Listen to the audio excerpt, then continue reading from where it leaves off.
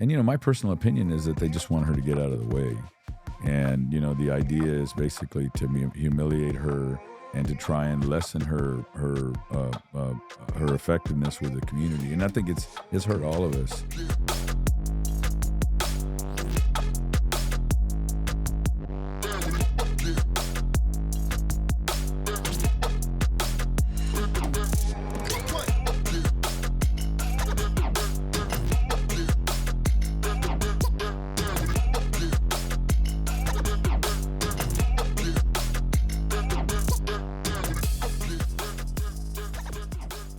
All right, Councilman Rolando Barrera, thank you for joining me in the den. Oh, my pleasure, brother. My pleasure. Thank you for inviting me. Absolutely. I enjoyed running into you there with Jim Wright's. Oh, man. A hugely disappointing race, man. Did he good lose? guy. He lost. He was a good guy. Really good guy, man. I'm just finding out about it right now. Local guy, man. Did a lot for our community. I mean, chairman of the Railroad Commission. I mean, he's a good guy. No. Oh, man. I was rooting for him. I've had him on the podcast. Yeah. And I've met with him in different occasions, and he's just a really good guy. Yeah. Some people they just want to get rid of good people. Well, I think the challenge right now is there's this anti-establishment sentiment, this populist sentiment, and it's not whether it's right or wrong. It's you're going to go against the establishment, and we're dealing with that right now. And I've asked people, well, what does that mean? What problem are you trying to solve? And they're just like, hey, you know what? They don't know what they're doing, and I mean, they don't have any basis by it. And they just want to argue no matter what. It's just to contradict. They live to contradict. Yeah, they don't look at facts. This is what they've done. Yeah. No, they're either personality or, like you said, they just want to buck against the system. Yeah. Even though sometimes they buck in places that are actually doing something for us. And it's so unfortunate. Yeah. Yeah, it's really hard to govern, and when there's politicians like that, and they're not solving problems, they're actually creating problems. But they're basically making decisions based on their base or just that anti-establishment sentiment. Yeah, I mean we're seeing lots going on in the city of Corpus Christi. Oh man, and you have the blessing of being part of that administration right now. Yeah. And is it a lot of fun out there, or what do you have to say about being a councilman? I just say we're pretty dysfunctional.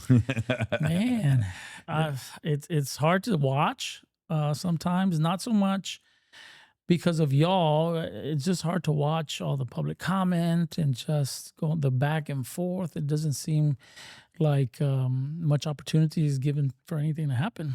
Well, it's like I said. I mean, my thing is that what problem are you trying to solve? What resolution are you trying to get? What's your initiative? And some of them, it's like, okay, well, I just don't want any more industry. Okay, that's a good point. But tell me what is it that you're against? Sylvia Campos, man, I grew up 4 blocks from her, and we both went to Moody High School. I walked the stage with her sister. And, the thing I have to give to Sylvia, even though the majority of the time I don't agree with her, at least she's honest. And you know exactly where she's coming from.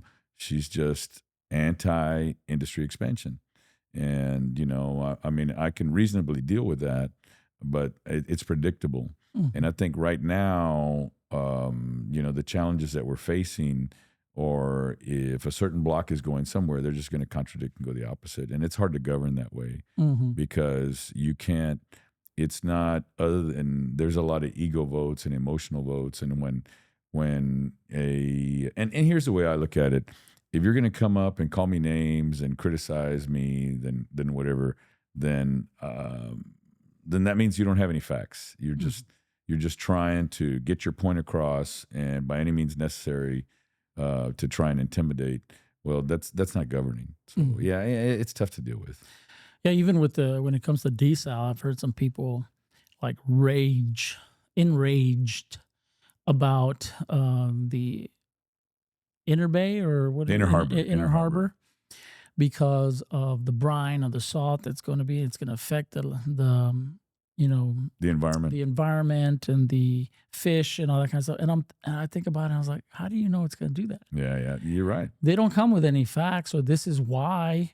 As a matter of fact, some of the testings, I was Mr. Everett Roy, Councilman Everett Roy was here last week, and I kind of asked him, and he was telling me about all these tests Yeah. and TQ or who is it? The TCEQ. TCQ, and some other organizations that have already run tests and evaluated and said we don't see that it's going to bring any harm. Yeah. Yet they are insistent that it's going to harm the bay. Yeah. Well, once again, it's what I say. What problem are they trying to solve? And that is that they want to stop industry expansion, and they're never going to be satisfied. And I think there was a committee put together called the Farfield Committee. And I'll tell you a funny story about it.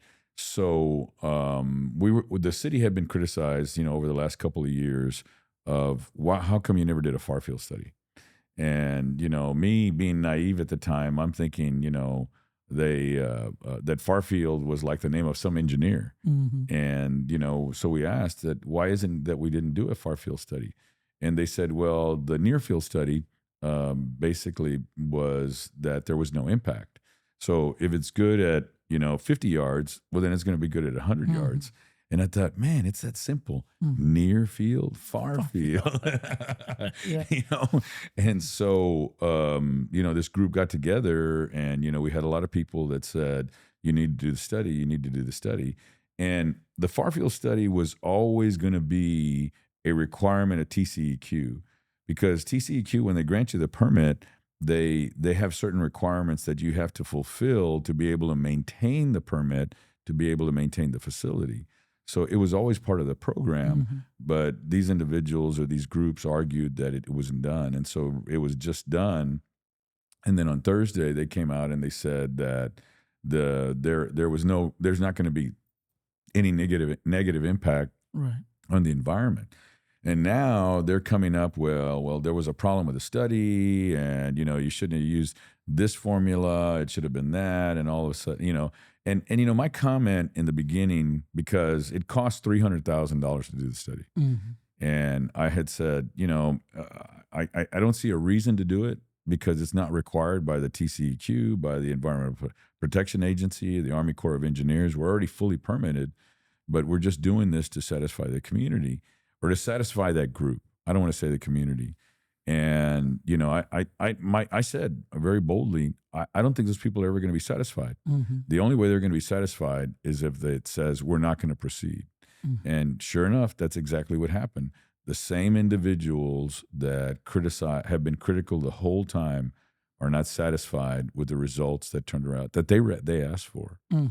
So it's very hard to govern from that perspective. Now, I'm of the opinion that the majority of the community, hey, we need the water. We need the water. And, we want to expand our economy. We support industry, as long as it's environmentally conscious and it's conscious to my neighborhood. And, having a water treatment plant, just like you have not far from here over in Cal Allen, because that's all it is. It's a water treatment plant. And, people are just looking. I think there's a certain group of individuals that are just looking to stop the growth of industry. What is the end game for them stopping industry? What do they gain by that? Well, that's a very good question because at the heart of it is a group called the Texas Campaign for the Environment. They're a highly funded organization that brings in paid activists. The majority of the people that you see that are criticizing that, they're paid activists that come in and they're getting something. And what is it right now? I'm getting a mailer every week that basically puts out this information that's not entirely accurate. And their mission is to stop the growth of industry. Now, we've traced some of those dollars. They go to California. They come from New York. One of the biggest funders, and I can't remember the guy's name, but one of the biggest funders is some guy out of San Francisco that's a tech giant. And it comes from all these various nonprofits that they put this money into it. And I could easily account for over $1 million that's been spent in our community to try and stop this advancement of industry. And so, where they get their, where it's coming from, it's very hard to detect because the money comes from everywhere. I think the community has to educate itself. Yeah. Because they are easily manipulated by a small group. But even leadership is manipulated by small groups because of those loud voices. Decisions haven't been made. Yeah. There's question and there's stalling and there's spinning of wheels. A couple of years ago, I was being given $750,000 to restore a church building that we own. That is a historical marker. It's probably one of, if not the oldest building in Robstown. Beautiful building, and it just needs structural help. And there was a couple of loud voices that were speaking against it, and they were saying that I was getting paid through that in order for me to support the Avena project. Yeah. And the reason they said that is because they were having a town hall over here at the fairgrounds, and I went and I spoke in favor of the Avena project. Yeah. And I went to listen. Well, maybe I'm not hearing everything. Maybe I don't know. Yeah. But they gave no opportunity for the company to address their concerns. Yeah. They just shouted them down. I mean, it was just rude and ugly. And I didn't know anybody there. Yeah. I saw some people, but I knew they weren't from Robstown. Some were from St. Pat. Some were like complaining about different things. And I'm like, no, I think this is a good thing because we already deal with issues. And these people aren't concerned with those issues. And those issues are actually taking lives. Yeah. As far as how many people have died from ammonia plant accidents, they're far less than a amusement park. Yeah. Yet nobody would reject an amusement park coming and building it. Or maybe they would. Maybe those people would. Because a couple of people that were there at that meeting showed up to a commissioner's court when they were going to discuss my project and speaking against me. Yeah. Why are you going to give them money? Not knowing that the county was requiring me to provide services to the community, which would have brought close to $500,000 worth of financial relief to the community through food banks and child care and job trainings and stuff like that we were going to have to do through that to justify them giving us the money. I even told the commissioners that I would give them the building if it meant them saving it and restoring it. These people didn't know that. They just went into attack mode because it's like they're professional at it. They're professional attackers, Yeah, well, what we call them is caves, citizens against virtually everything. Right. And, and like I said, they're just anti-establishment. And I think they don't understand what that even means. It's just, that's the thing. I've said now here recently, there's no more Republicans and Democrats. Mm-hmm. There's these individuals that are on the far right or the far left, and they're anti-establishment. And those of us that are trying to solve problems in the center, they have to go against that. Mm-hmm. And it's just become very difficult to govern because then you have policymakers that give in to that rhetoric. Mm-hmm. And once again, they're not solving any problems. And that's the problem with the frustration I have with my colleagues over these last 2 years. We really haven't solved any problems, and we've created more controversy. We've spent, I don't know when we've ever spent more money in legal fees for something that doesn't accomplish anything. Cities get sued because of the fact that, you have a police department or you have some level of liability somewhere, some public works truck hits a car, and so you obviously have to pay that out, or some disgruntled employee feels like they weren't treated fairly. I mean, so there's going to be, if you've got an organization that's got a $1.8 billion budget, 4,000 employees, then there's going to be some litigation. Mm-hmm. But I've never, ever in my 30 years in politics see so much litigation that has been perpetuated by the council itself. Mm-hmm. It's amazing because, like I said, citizens need to get educated. Yeah. Or else those loud people are going to dictate the direction of the community without them realizing that it's industry that's putting food on their table. Yeah. Well, we can't be giving them water. They're taking up all our water, but you might have water, But you won't have any food on your table if you Yeah. get rid of industry. Well, the thing that I've said, I've had, there here recently. In fact, I was talking to a French periodical today, and they were trying to say, but what about the water for the citizens? And I said, here, well, let me tell you something. We've been a manufacturing community for 70 years. For 70 years. And before we built the Mary Roads pipeline, and I read this article here recently in the Color Times that they had a portion of the article they wrote 40 years ago when they were building the Mary Roads, when they were looking at the Mary Roads pipeline. And back then, industry was using 50% of the water. Today, they're using 60%. But the thing is that we as policymakers have to look at it holistically to say, okay, there's a balance that we have to understand that if we're going to be a port community, a community based on industry, well, then we need to take it responsibly and say we need to be able to cover the water for everybody else. And this idea that industry is guzzling up all the water and they're making millions of dollars, and they need to pay their share. Well, if industry, let's say one, for example, I know of one in particular that their water, my water bill and your water bill, of course, you get your water from a different place living here in Robstown, but typically a Corpus Christi residents, our water bill might be, for my family, maybe $35 a month, the water portion of the utility bill. Whereas a company like say Valero is $1.2 million a month.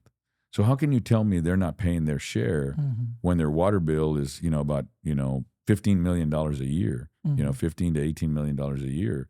So we need to look at that responsibility. Do we want them to remain in town like they have been for decades? Or do we tell them that, and here's the other thing, it's just not, number one, Valero and Flint Hills, they provide jet fuel for DFW, for Austin, for San Antonio. So it affects international travel. BASF out in with Celanese and Bishop, they provide about 17% of the market share of ibuprofen. Oxy manufactures Freon. And I've told people, I said, well, hey, just turn off your air conditioning. If you really think that's a big deal, just turn off your air condition. And, Lyondell down the street from us here, I mean, they manufacture the plastic that's used to make artificial heart valves. So it's not, I think the impact that we have on the world, I mean, Cheniere in Ingleside, they reduced the dependency on Russian coal, and I don't think people look at it from that perspective. Corpus Christi or the region, what is it? I mean, you have your own interport here that it's being expanded. I mean, the region provides, product that there's a demand for that is used all around the world. And to say that, they're taking advantage, it's just not responsible. Right. And I don't think people necessarily, they're buying, 40 years ago, I had lunch, I had the good fortune of having lunch with Ed Martin, who used to be a city manager in Corpus years ago. And he basically said, we had some opposition, but we didn't have that fight. We all figured out we got to solve this problem together. And now I think it's irresponsible to try and say it's us versus them. When, man, I don't know how, I had 3 tios that worked out at the refineries. I had a couple of cousins worked out at Reynolds before they closed it down. And I mean, it's just part of who we are. It's always been. Yeah. Let me ask you, does the city benefit from the money that this industry is paying for water? Yeah, well, the thing is, the way it works with water is that it's a municipal system, so we can't make money off of it. What we have to do is we have to calculate the cost of providing the service, and then we filter that backwards, and we say, okay, based on what type of lines you use, what it takes to convey, then we calculate what the cost is for each different, whether it be commercial, whether it be industrial, or whether it be residential. But we do benefit in one way or another. Yeah. Right? Well, I mean, it's just in the sense that it pays for the system. Okay. It's not that there's a profit. And can better the system. Oh, yeah, absolutely. We have to pay to expand it, Right. To be able to. for new neighborhoods or whatever the case is. So industry is not going to wait necessarily for the city to save them, Yeah. because if they wait for the city and they run out of water, it's they're losing, right? Yeah. So I was having a conversation with the brother-in-law of mine. He said these companies are already working on providing their own water. Mm-hmm. They're not going to wait for the city to save their. While they're doing that, they're already working on options. Yeah. Now, if they get those options going where they're able to provide themselves water, Yeah. does the city lose? Well, yeah, because here's the thing. The system is provided right now. The system we have now can manage 150 million gallons a day. And the cost associated with that is pretty much the same as if it was producing 75 million gallons a day. So if, let's say, for example, one of the industry partners says, okay, I'm gonna produce 10 million, or let me make it more realistic, 8 million gallons a day on my own. Well, then the city loses that revenue. Mm-hmm. Now the advantage that we have is, and so what happens is everybody's rates go up because the cost to administer it, whether it be 75 or 150, is the same. When Exxon or Gulf Coast Growth Ventures went online, our water rates actually went down because of the fact that now we have a large ratepayer that is helping to cover the fixed cost to manage that facility. Mm-hmm. And so now the good thing is right now they're just looking for temporary solutions, and they're looking for certainty. The June 2nd vote is going to be crucial. If they know that there's going to be a desalination facility that will be 3 years from now, then they can go back to their shareholders or their boards and they can say, okay, I need this amount of investment to be able to make it for the next 3 years. And several of them are digging their own wells, and the thing is that there's a reason that we haven't, that the region hasn't used well water for all this time, is because the proximity that we have to the water or to the ocean or seawater, it's hypersaline, so it still needing to be desalinated. Maybe not to the same level if it's seawater, but even then, that water the dissolved solids is still salty, so it's still going to require to be treated. Now, a lot of farmers, obviously, and ranchers, they use it to irrigate their properties. And that's okay, but for us to use for drinking water, treated water, it's still going to need to be treated. So, if we do not provide this type of resource to industry, and we are not welcoming to industry, they'll go elsewhere. Oh yeah. As soon as President Trump came over here, visited, he goes down. I don't know if he went down to Brownsville or not, but he quickly announced that there's. I don't even remember what it was, but something's coming to Brownsville, some port projects, right?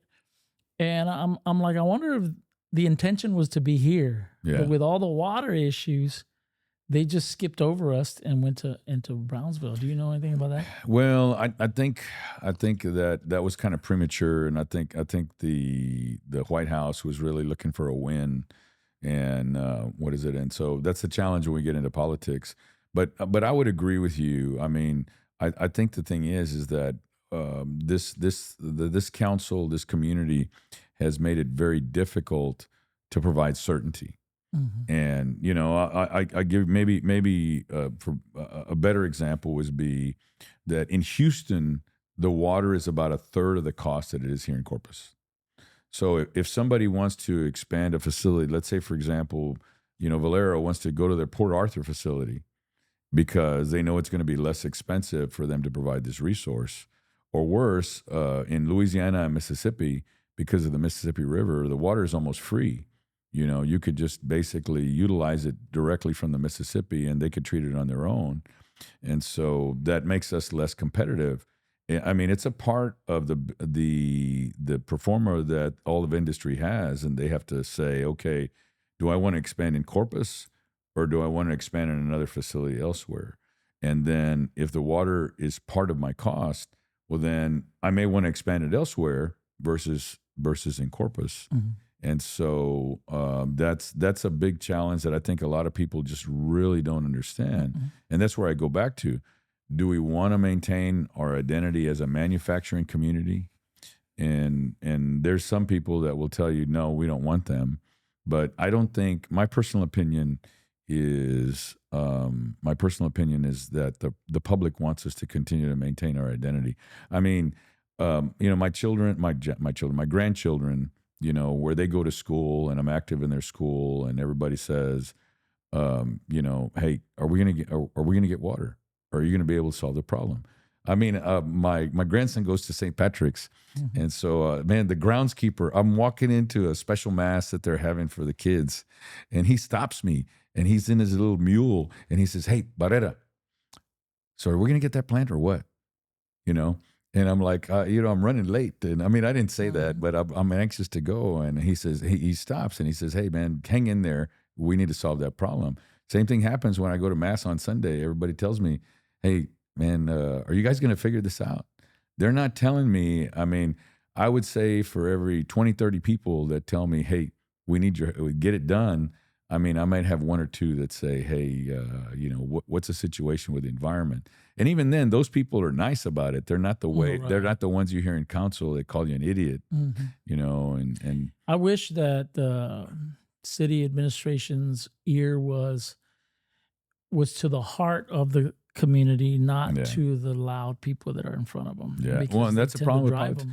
Oh, and they listen to social media and they get their feelings hurt. There was one today about me, with this whole mayor thing, which you may go into, but there was now with AI, everybody can put your face on anything, and I thought it was funny. They put me on a horse like Man of La Mancha, and then 2 weeks ago they put me in a dress. And with a hard hat that said "Call me," and I'm carrying a bucket of cash. And I said, "Man, that place ought to be honest. My arms are bigger." But that's the way I look at it. I mean, hey, they're gonna pick on you, but yet you have council members that they give into that, and they're not making good policy. They just they make their decisions based on emotion and ego. How much does that account for once you get in there, trying to appease, please, or appease, the loud folks? Because it's like you said, you're never going to satisfy them. Yeah. Yet those are the ones that we make policy for. Those are the ones that we allow to bend us and shape us. And the people that really voted for us, we don't take their thoughts or their opinions into consideration because they're not loud about it. Yeah. I would agree with that. I mean, I had somebody tell me, one of my colleagues says, "Hey, man, nobody likes you." I said, "Man, I would argue that 25,000 people disagree with you." Yeah, I'm here. I'm here, and I I got voted in, and I got elected. This is 4 times. And so what is it? And that's the thing. You have to be able to either not necessarily stand your ground, but if you make a decision, you need to be able to stand by it and at least justify it. I think council members, mayors, and all that, they should make decisions that they believe is going to be best for their constituents, and not necessarily have to run to them for every little thing. And I've seen that so many times with Corpus. I don't know if it's protocol or what, but I feel like every little thing has to be put to a vote to see what people think. And I'm like, that's why they put you in there. Oh, man. You make the decisions, and the people don't like it, they'll vote you out. Yeah, that's the thing. And I've been a firm believer in I mean, we serve 2 years. Each term is 2 years. And I'm like, hey, that's soon enough that if you don't like me, you can get rid of me.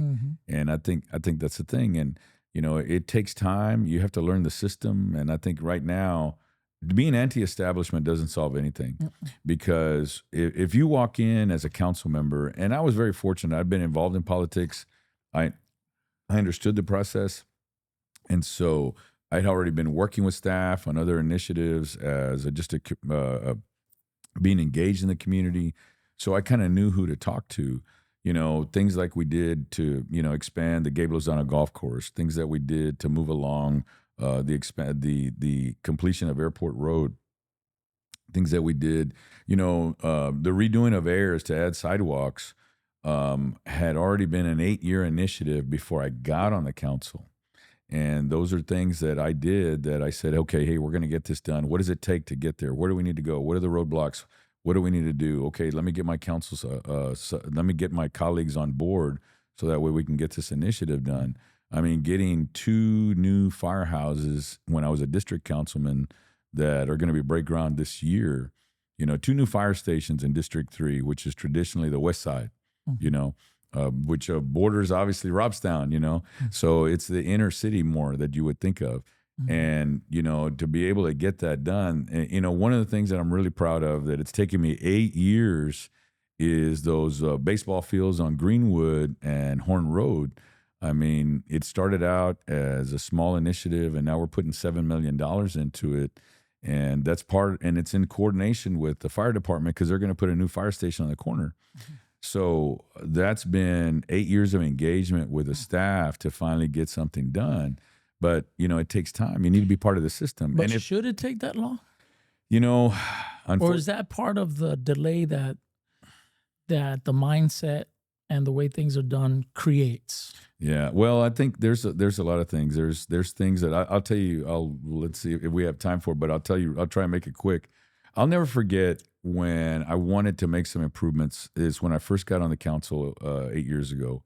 I said, hey, I had some of the different leagues and the people who manage them. They came to me and they said, hey, we need some of these improvements to the dugouts, to the concession stands and, what have you. And plus we need the roads repaved because there was tons of potholes.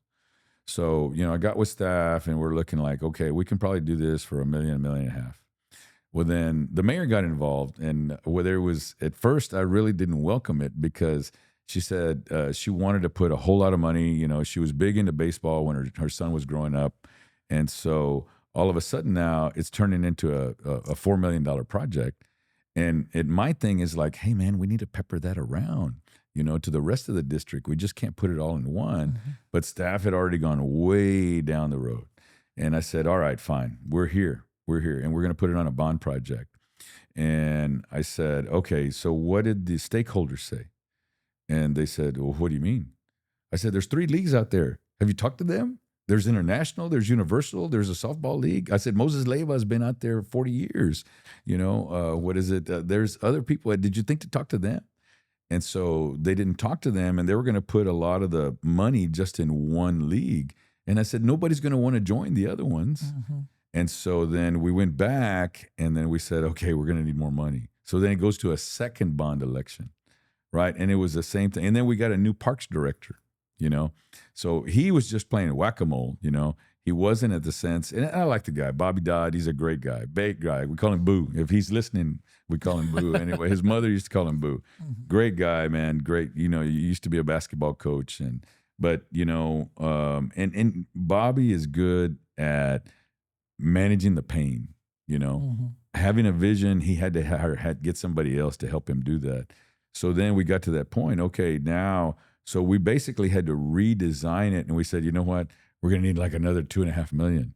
So in the essence, it's going to be worth the wait. The only thing is, the kids that started out 8 years ago, they're already grown out.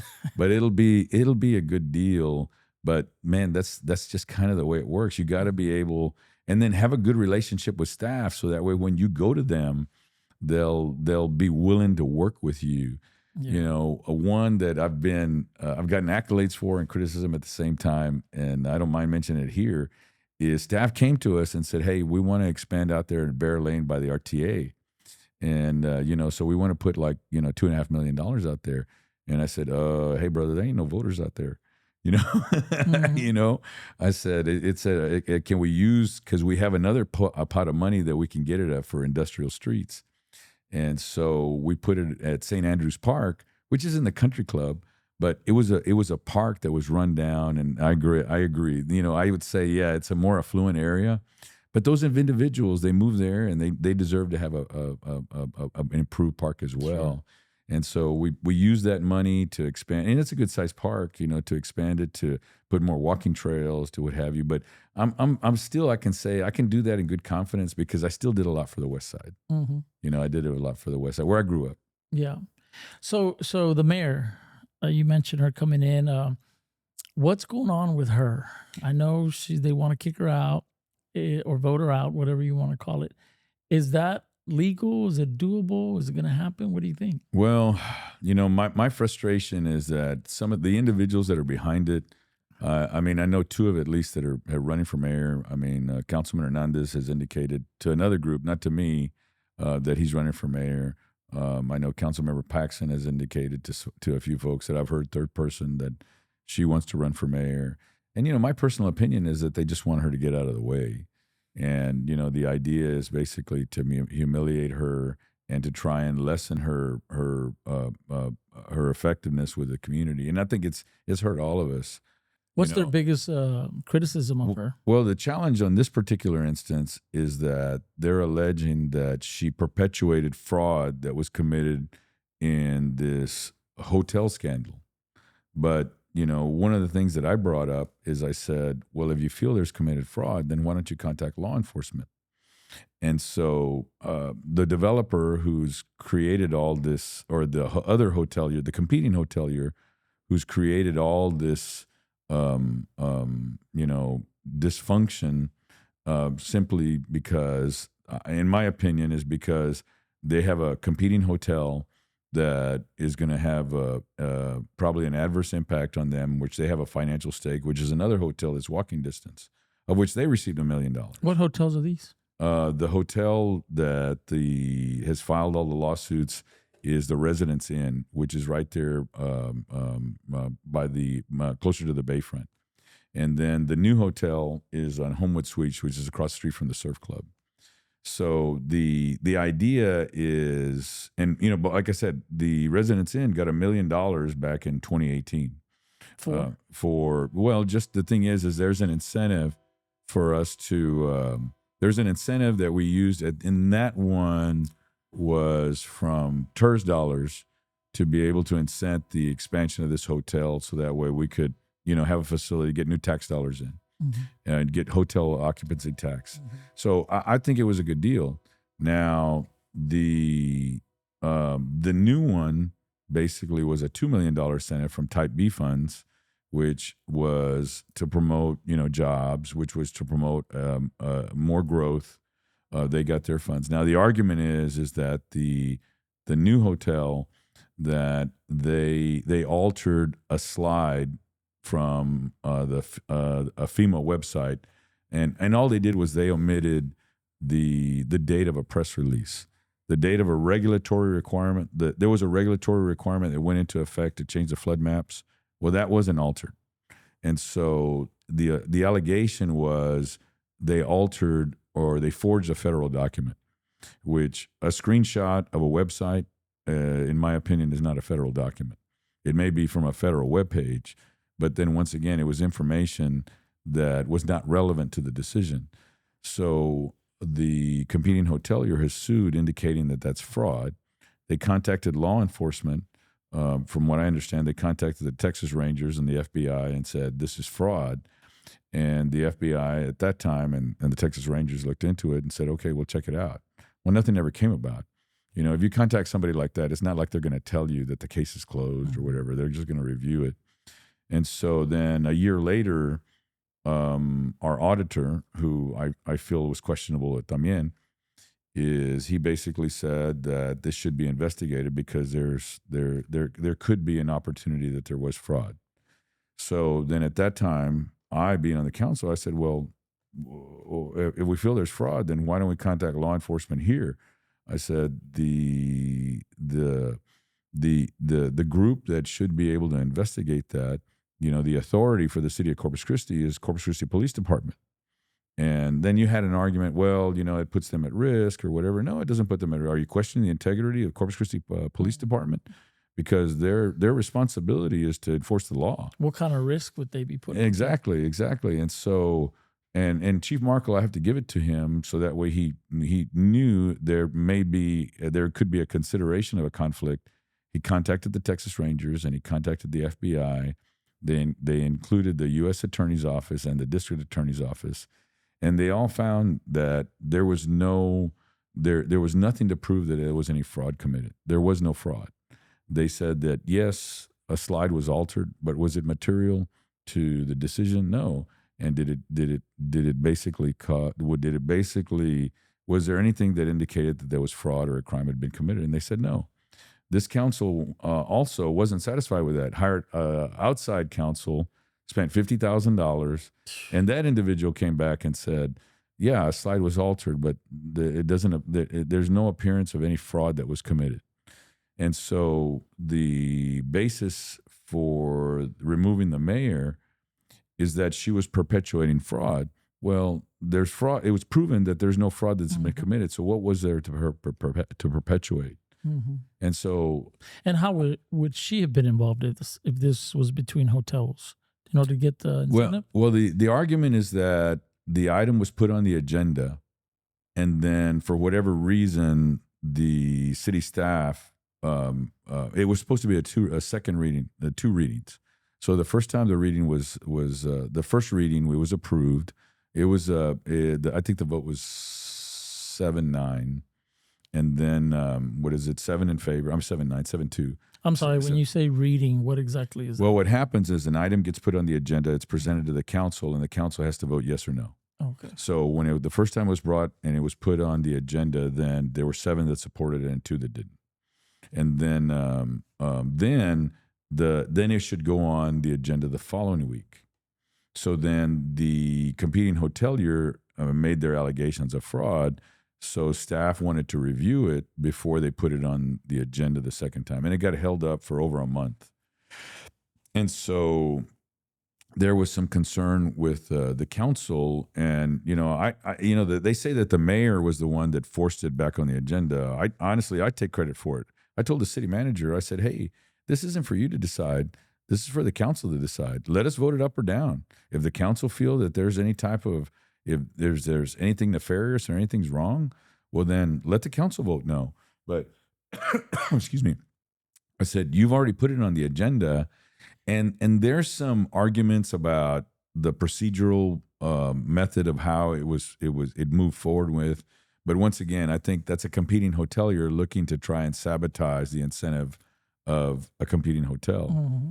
So then the new count, then that count, when it finally came to us, then it was voted 6 in favor, 1 abstained, and 2 voted no. So it still passed. And mind you, that was in 2024. And so then the competing hotelier started this process to try and sabotage it. Then it's taken us to court, which that in itself has probably cost us easily $350,000 to try and litigate. And now this additional cost to try and remove the mayor, I mean, probably at least another $50,000.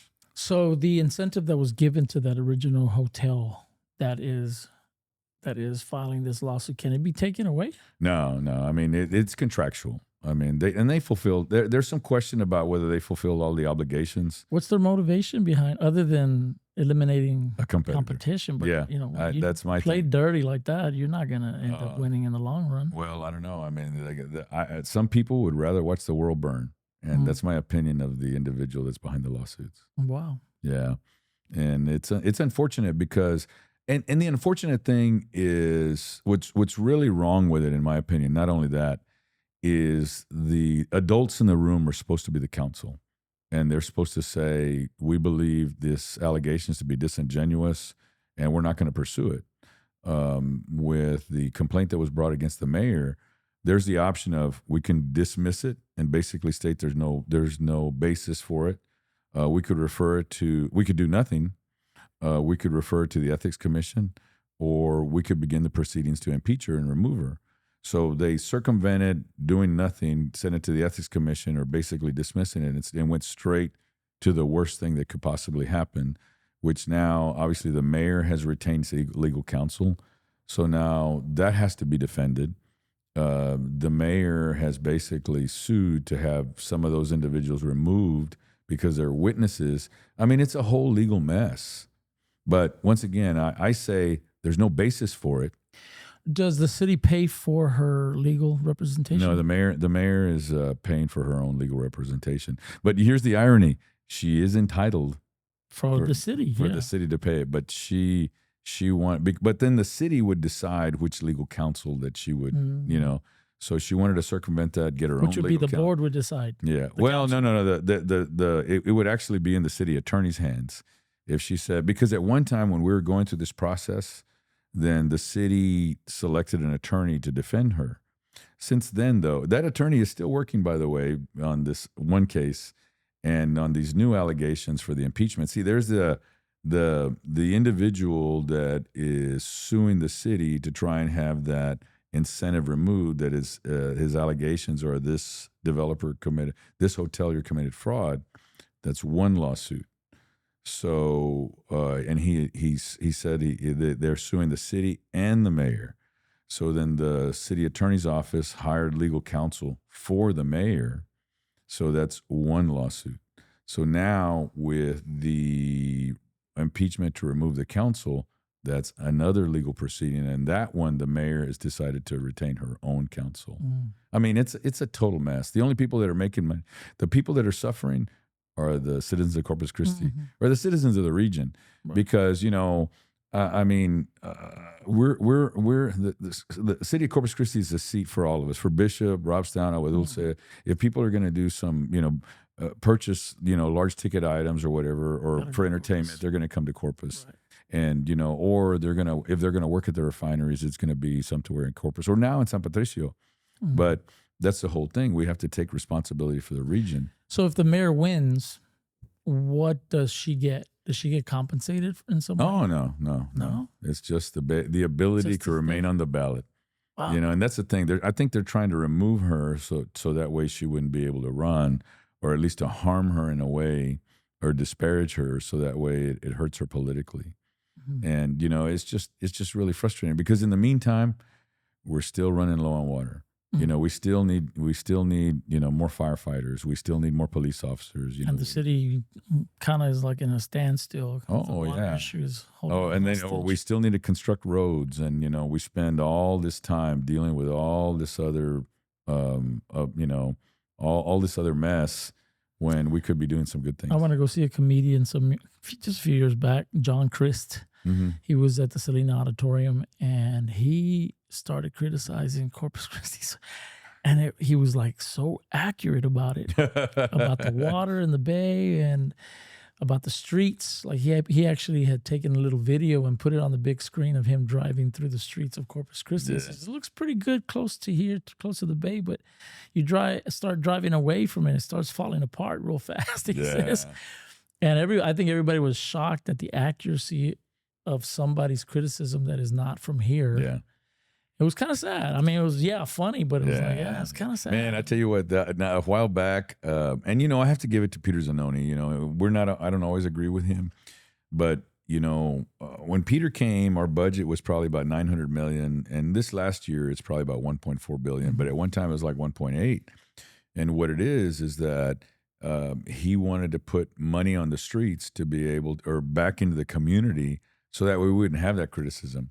So backing up, I remember one time we had a visiting priest over at my parish, and part of his homily or sermon was, imagine yourself on a town with no potholes. Life was just smooth, that you didn't have to worry about anything. And that was his whole thing, that there's going to be bumps and there's going to be bigger potholes and you're going to have these problems. That was the whole basis for the Corpus Christi could relate, huh? And man, that afternoon, hey Roland, I got to talk to you, man. I made me to talk to you about my street, bro. Anyway, and I saw him and I said, by the way, I'm on the city council. And he's like, oh, I didn't mean it that way. Yeah. But, that's the thing. I mean, if in your neighborhood and you drive this street every day and it's you go through the same potholes and they just repair potholes on top of potholes, it gets frustrating. Yeah. But now we've adopted this deal where, okay, fine. We repaired this enough. If we don't have to repair the underground utilities, let's just mill the whole street and overlay it for now. Some people have gotten frustrated because they expect that everything's gonna get done: new curbs, new gutters, new sidewalks. But this is just a quick fix, so that way you at least have something smooth versus just a bunch of potholes. So, does the city of Corpus Christi have good street money? Well, we did. I mean, we have. And I have to give it to Peter, but once again, our council Once again, trying to placate a certain few. And I was guilty of it too. We had a street user fee that was $5 a month on everybody's water bill. And that generated, $60 a year generated about 12 million altogether.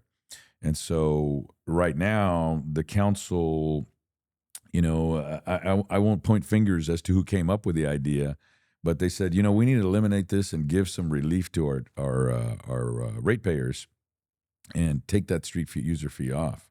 And nobody was asking for it. And it came up, during the budget time when we're all running for reelection. And I honestly didn't want to be the guy that says, no, we need to keep charging more, more for our people. So I gave into that pressure también. But it ended up costing us $12 million a year that we could do to repair streets. Yeah, the reason I ask is sometimes, you go to Houston, you go to the suburbs of Houston, and they're beautiful. Oh, yeah. Well, they use a lot of concrete. Right. And I think I talked to one of the older companies. I'm trying to remember their name because they've since got bought out. Haas Anderson. Mhm. Daryl Haas had said, I asked that. He says, why can't we be like Houston? He says, Roland, he said, Houston is a bayou, but here where we have the soils are different and it's more sand, and you're not gonna have the same luck with concrete. He says you're gonna have to need something flexible with asphalt. Mhm. Otherwise, you're going to have a lot bigger problems. And he says, yeah, some of your streets going to have it, but you're going to have, it's not like you set it and forget it. Mhm. And so that's the thing, and I mean, I never thought about it that way. And the reason I was saying is because, you go to the suburbs of Houston and they're beautiful, but there's that kind of money that exists there. You come over here, you don't have that kind of money that is being generated. Yeah. I mean, I'm sure money is being generated, but to that level or to that extent. We even here in Robstown, the critics on social media will say, these politicians are just taking the money and running with it. Yeah. Well, like, what money? I know. Well, the thing I've learned, man, is that it's no matter what community, whether it's a complex issue, when I got my butt handed to me running for state rep, I really learned a lot going out to Agua Dulce and Bishop, and even in this community, that from what I knew in Corpus, a lot of the problems that we have here is not necessarily a streets problem, it's a drainage problem. And so what it is that you don't have a strong drainage program, which is expensive, and then you don't have the ad valorem to take care of it. Pobrecito those in Driscoll, man. I mean, Agua Dulce también. They don't have they don't have a big base to come in. And so you have the drainage. Well, where's the water going to go? Where it's going to go into the streets. And when that water gets there, it's going to destroy it and tear it up. And, so that's one of the things that I had indicated that one of the things that we're going to do is there's got to be some system to be able to have some specificity for the drainage district. I know right here it's been very controversial. And the thing is that the state needs to basically come in and say, okay, this is the formula that works.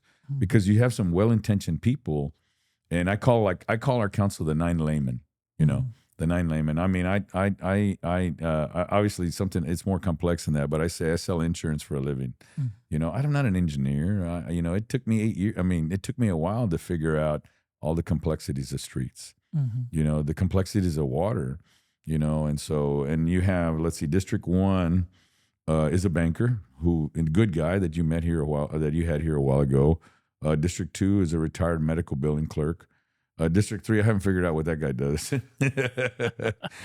District 4 is an individual that is economic development. Before that, an event planner and managed, worked for the city of Aransas Pass. District 5, a retired soda fountain salesman, and at large, you have a woman that basically her and her husband had, I think it was a drilling company or something, and they made a lot of money on the Eagleford.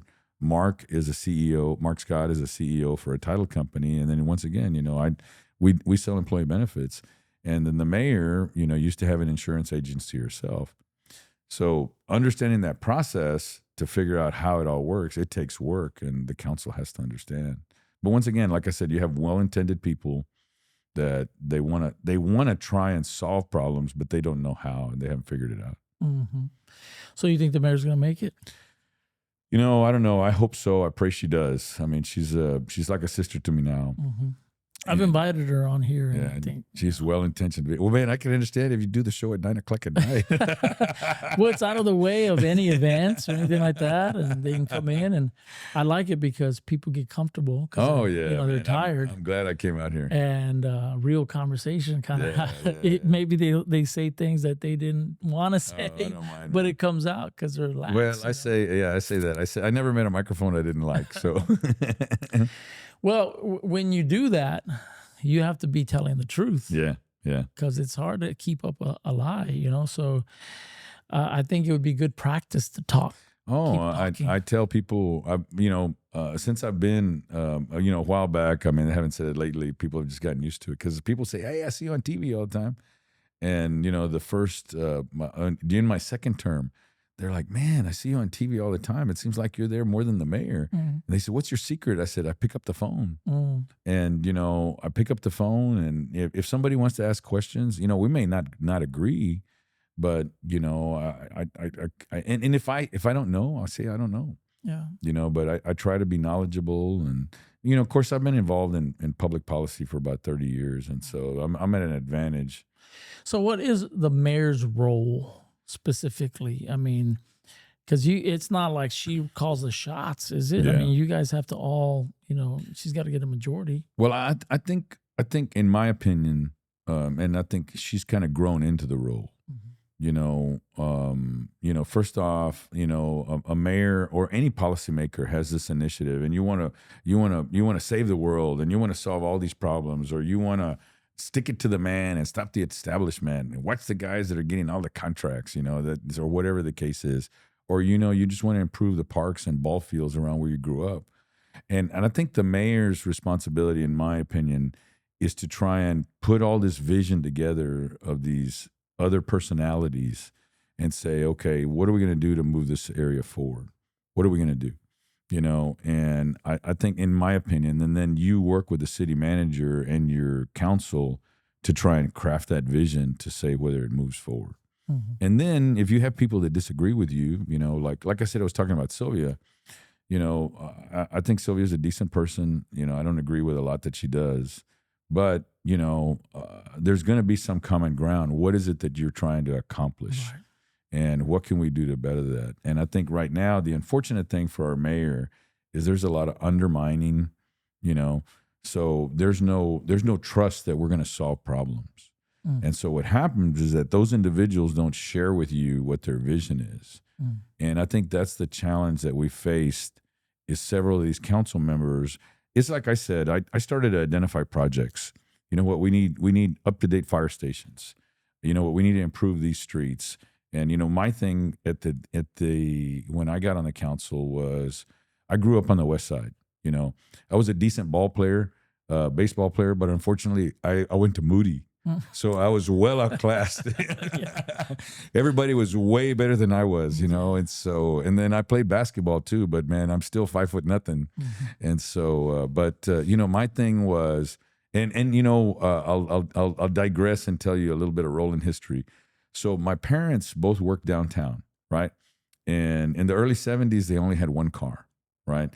And so rather than send me to, Garcia Elementary, they decided to send me to parochial school out at the cathedral right there downtown. And the $10 a month tuition was cheaper than the $72 car payment.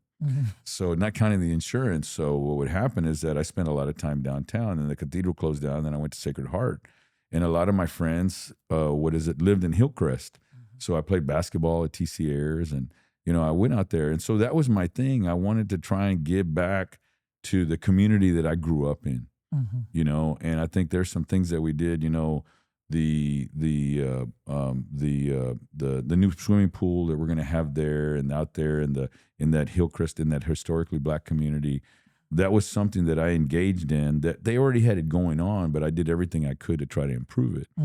And I think people looked at it, or one of our council members said, "Well, there's no neighborhood out there. Why are we going to do that?" I said, "Well, the whole thing is, there is part of the neighborhood. There's the people that live by Ben Gaddisa Gym. There's other people that are going to utilize it. And if you have this aquatic facility, it's going to be for everybody."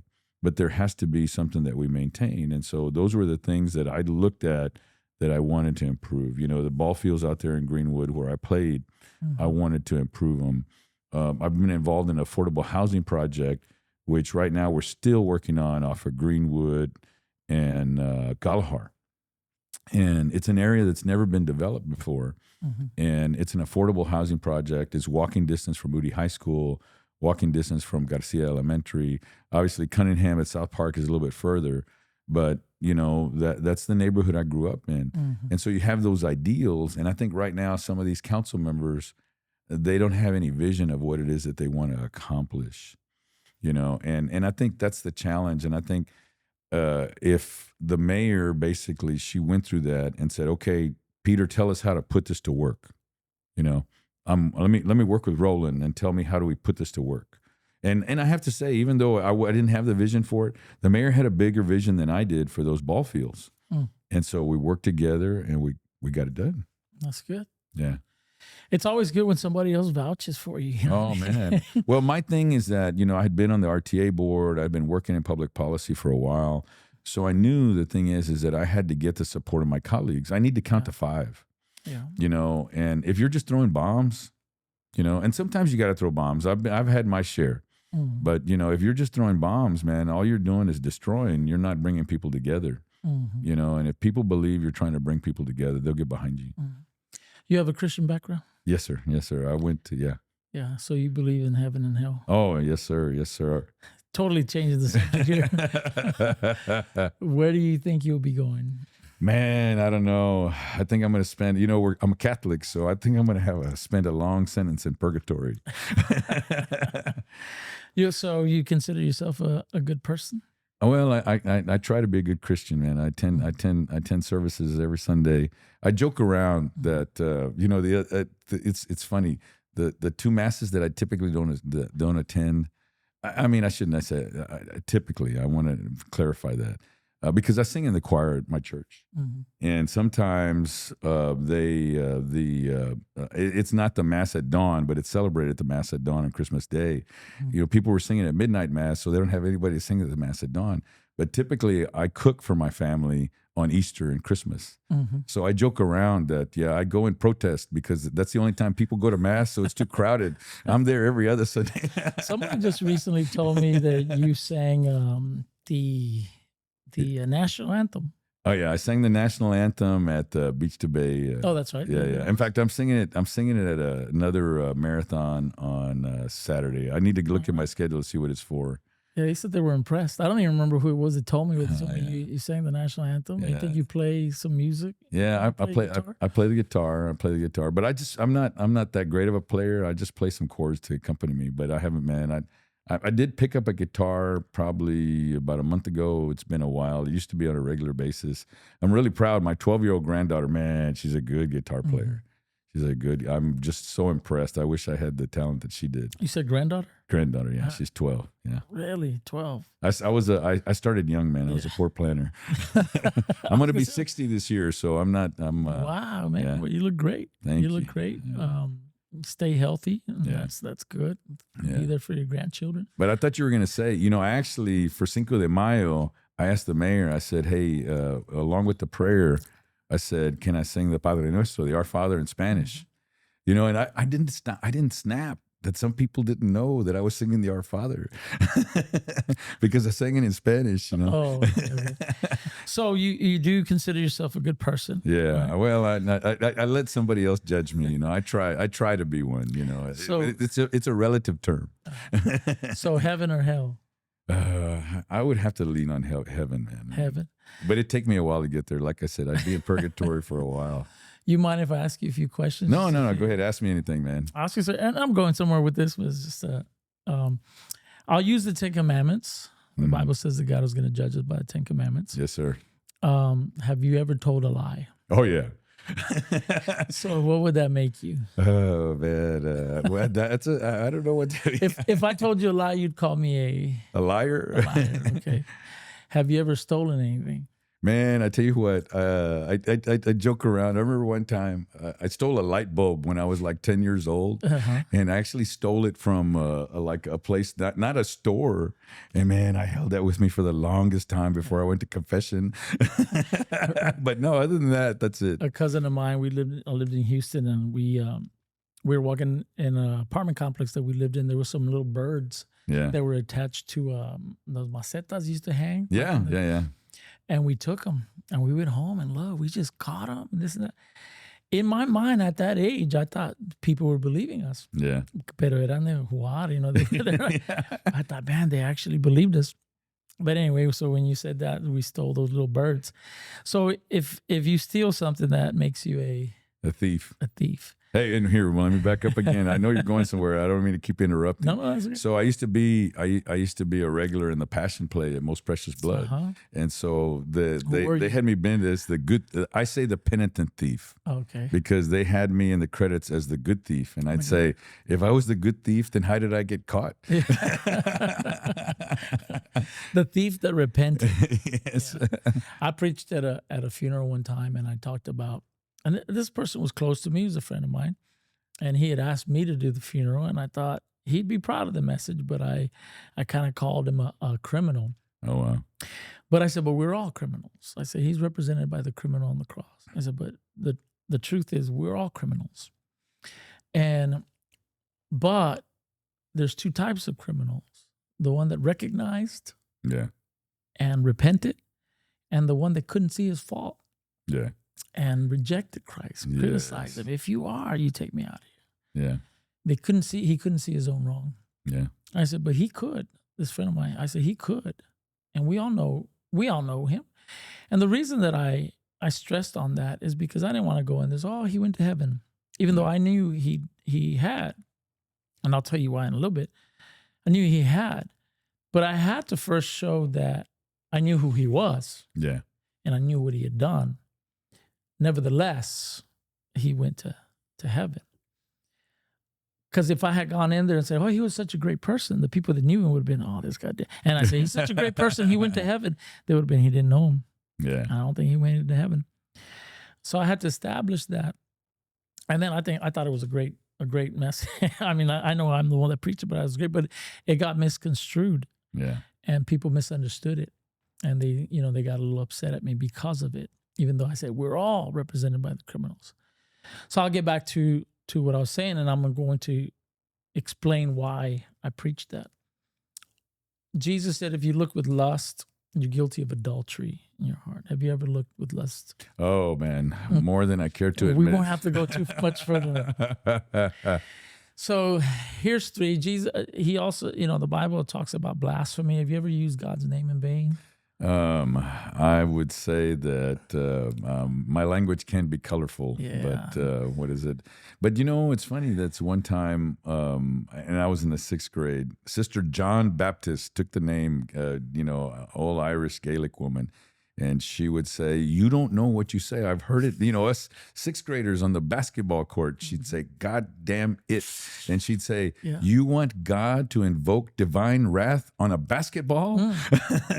Do you really know what you're saying and how disrespectful you are to include that? I mean, a lot of times we just do it, it's just habit, but the Bible considers that a serious offense. Yes. To use the name of the God who's given us life to express disgust. Yes. So it's called blasphemy. Yeah. So Mr. Barrera, by your own admission, you're lying, thieving, blaspheming, adulterer at heart. Yes, yes. We've only looked at 4. We've been guilty of all of them. If God were to judge you by the 10 Commandments, would you be innocent or guilty? Oh, I'd be guilty, definitely. Heaven or hell? Oh, man, that's a good question. I mean, if it comes to, if it's just, if it's a yes or no question, then I'd probably end up in hell, Does that concern you? Oh, very much so. I think about it regularly, yeah. It should. The Bible talks about hell as being a place where there is no rest. Yes. There's torment, eternal torment. It talks about the lake of fire. Yeah. Yet it says that it is the darkness of dark, yet there's a lake of fire, which is hard to comprehend, right? And so the Bible talks about this, and you can be a million years. You could be in hell a million years and not be one day closer to getting out. So it is a serious issue. everybody should consider it, and everybody should be concerned if Yes. that's the direction that they're headed. So, do you know what God did so you wouldn't have to go to hell? Oh yeah, he engaged in the ultimate suffering so that way he could take on all our sins for us. All right. He sent his only begotten Son to die on the cross and shed his blood, so that whosoever believeth in him would not perish but have everlasting life. Hmm. Does that make sense to you? Oh yes, definitely. So, do you know what you have to do to be able to receive that? As far as I recall, is number one, accept him into my heart and recognize that I'm a sinner, but that I have to continue to, at least as you say, be honest with yourself and recognize that not make excuses for my faults, but to recognize them and take ownership for them. As we did when probed a little bit, right? Yeah. I think we all seem to think a little bit highly of ourselves. You know, a group of criminals in prisons and some of the most heinous crimes, when they're asked if they believe they have a good heart, they say yes. So sometimes we justify our sins. Yes. But when you look at it honestly, you realize that you're not as good as you think you are, right? We're not as good as we think we are. And we fall short of the glory of God, the Bible says. But it says that God loved us so much that he gave his only begotten Son to die on the cross and shed his blood for our sins, that whosoever believeth in him will not perish but have everlasting life. And you said that does make sense to you. Yes. Does that sound like something that you have to do?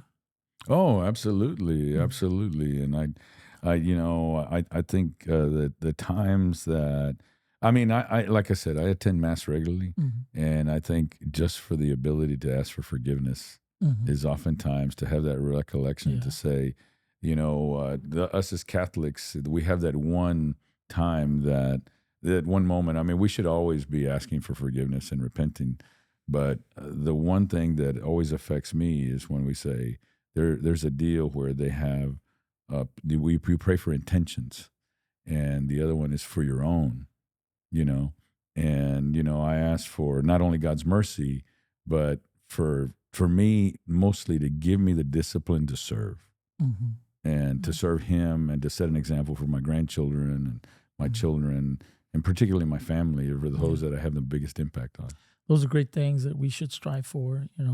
We were in church tonight, and it's just coincidental, probably not, but God works that way. But part of the discussion that we got into was when some disciples were imposing on the Gentiles that in order for them to be saved, they had to keep circumcision and the law of Moses. So Paul and Barnabas, they hear about it, and they have to go and address the issue, because he says, man, we apologize that these guys have added burden to you. You do not have to keep the law of Moses. In other words, there is no justification in the law or in works. Salvation is in Christ alone, and faith in Christ alone. And we got into a huge conversation about it, because some people still believe that we got to do this, that, and the other. Yeah. Salvation does not come in our works. Salvation it comes from our faith in what Christ did and his finished work on the cross. When Jesus said, it is finished, he paid the price for your sins and my sins. And I always talk to people, I said, look, I'm not even preaching to you religion. I'm preaching to you the Bible and the love of God, that he gave his only begotten Son to us, or for us, that whosoever believeth in him would not perish but have everlasting. That's it. If you believe on him, receive him as your Lord and Savior, you receive eternal life. The works part of it comes as a result of it, right? It comes as Jesus. The Bible says, if you love him, Christ, if you love him, you'll keep his commandments. Not if you want to go to heaven, you'll keep his commandments. Oh, yeah. If you love him. Heaven. No, we're Christians by our love. Yeah. Heaven is something that we receive because Jesus Christ paid the price for your sins and my sins, and we accept it. We receive it. So that's why I with my guests, sometimes I want to share that with them, because not everybody hears that sometimes, and sometimes God is really wanting to impress something Really enjoyed having you here. The conversation, we got started 100 miles an hour. Oh yeah. Usually we work ourselves up to the main issues that we're going to talk about. But I think we jumped in and we went into it pretty quickly, and I loved it. But God always sometimes impresses in my heart. I say always and sometimes, right? But He impresses in my heart to make sure that we talk about the most important issue, which is the salvation of our souls. So thank you for listening. And if it's something that you believe that, and the reason I say this because is when I ask is, I do consider myself a good person, so I think I'll go to heaven. But we're not good. Yeah. When we look at it honestly. So we have to come to the conclusion that by our works, we'll never get to heaven. It's by our faith and our trust in Jesus Christ. Amen. Mr. Barrera, thank you for listening. Thank you for sharing all this information with me. I've been blessed and really enjoyed having a conversation with you. Thank you for joining me in the den. Oh man, it's my pleasure. It's my pleasure. I have not walked out of an interview with this big of a smile on my face. Amen. Thank you for the blessing. Yes, sir.